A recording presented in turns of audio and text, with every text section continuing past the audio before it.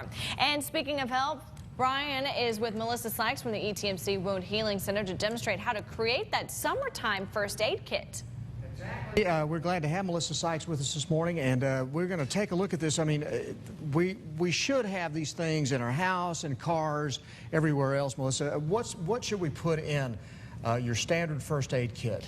Well, you know, Brian, summer is the perfect time to create a first aid kit. Okay. Because you never know with all the activities you're doing outside when you're going to have cuts and scrapes.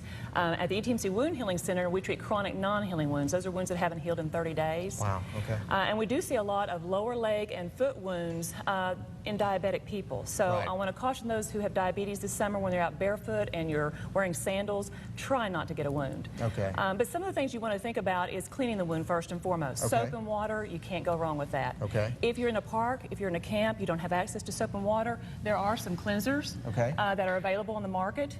Yep. And after you wash it, certainly we're trying to prevent infection. You can apply an antibiotic ointment. Okay. There are several types on the market as well. Talking about Neosporin and That's things a like type, that right that's there? exactly Okay. right. Some are generic, a little less Okay. expensive at your local pharmacies. Absolutely, okay. Some Band-Aids also, these colored ones, have an antibiotic impregnated into them. Oh, And good, they're okay. actually, but I want to caution you, don't want to ever combine the two.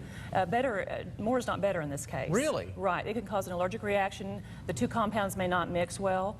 And Okay. either of those can cause an allergic reaction, so read your label and be very careful with that. That's a good tip. I had no idea about that. Okay, what else have you got here? Regular Band-Aids, they come in all shapes and sizes. You can't have too big, too small. I always believe in carrying quite a few. It's also good to have gauze, roll gauze, and some tape, because sometimes you have a larger wound and you're trying to wrap it up, especially those that you're trying to get to the medical, the physician's office or something like that. Okay. If a wound doesn't stop bleeding within about 10 minutes, you want to make sure you get to a physician's office or an emergency room. 10 minutes, okay, got that.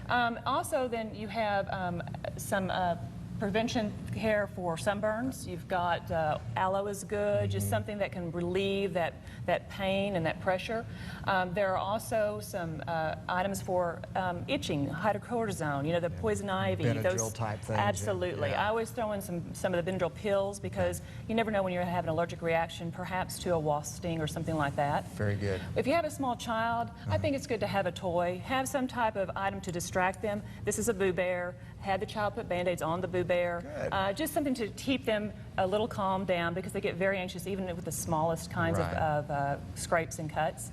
And I certainly would encourage everyone to have a telephone address book or at least index cards that can give your physician's name and phone number, local contacts, insurance information. This type of thing is always available, and you never know when you might need it. Great advice and good ideas. If you want to see the interview over again, we'll have it posted on our website with all that information, cbs19.tv.